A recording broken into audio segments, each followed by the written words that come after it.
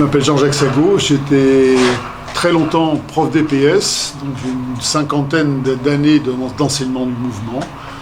Et dans ce parcours-là, j'ai eu un long parcours aussi avec le Tai Chi Chuan que j'enseigne depuis 30 ans et que j'ai enseigné une vingtaine d'années en lycée,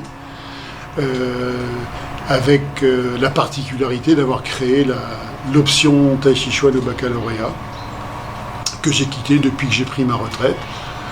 Et néanmoins, je continue à enseigner le Tai Chi Chuan de mon association qui s'appelle La Grande Ourse, qui est basée à Périgueux, en Dordogne d'une façon générale, et qui m'amène aussi à donner des stages un petit peu partout en France, et aussi avoir quelques responsabilités au niveau national pour pouvoir aider un petit peu à la promotion et à la diffusion de cet art martial et de cet art de santé qu'est le Tai Chi Chuan.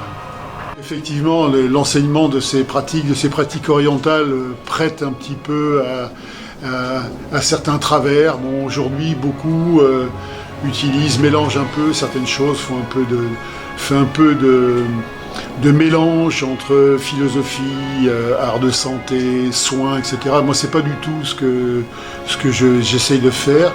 Donc, je me défends d'être un maître à penser, sous quelque forme que ce soit. Par contre, je suis très très rigoureux par rapport à tout l'aspect technique, de façon à ce que les gens qui viennent travailler avec moi puissent se l'approprier en toute liberté, pour pouvoir l'insérer dans leur quotidien, avec leur vision particulière, leur philosophie à eux.